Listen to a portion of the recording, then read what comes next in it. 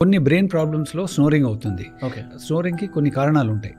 సాధారణ కారణం ఏంటంటే మన వెనకాల పడుకున్నప్పుడు మన నాలుక అనేది వెనకాల పడుతుంది అనమాట. వెనకాల పడి అది గాలి పీల్చుకునేప్పుడు, సపోజ్ మనం వెలికలా పడుకున్న వ్యక్తి గాలి పీల్చుకోవాలి అంటే పీల్చుకుంటే సాధారణంగా ఆ గాలి అనేది మన ఊపిరితిత్తులో వెళ్ళాలి. కానీ ఆ నాలుక వెనకాల పడితే అది పోదనమాట. అందుకని గాలి పీల్చుకున్నప్పుడు ఇక్కడ బ్లాక్ అయ్యి మనం ఏదో విధంగా మనం హౌ యూ సే మనం ఏదో సమ్ వైబ్రేటింగ్ థింగ్ అదే ఇట్ మేక్ సౌండ్, అది గాలి కొంచెం స్టాప్ అవుతుంది. ఆ టైంలో మనం అందరం అనుకుంటాం వీళ్ళకి గాఢ నిద్ర ఉందని. అది నిద్ర మంచిది కాదు. ఎందుకంటే ఆ టైంలో వాళ్లకు బాడీలో ఆక్సిజన్ తక్కువ ఉంటుంది. బాడీలో ఆక్సిజన్ తక్కువైనందుకు బ్రెయిన్లో స్ట్రోక్ వచ్చే అవకాశం ఎక్కువ ఉంది. అదే టైంలో వాళ్ళ బీపీ కూడా పెరిగే అవకాశం ఉంది. అందుకని స్నోరింగ్ ఉన్న వాళ్ళకి కంపల్సరీగా చెకప్ చేయించుకోవాలి.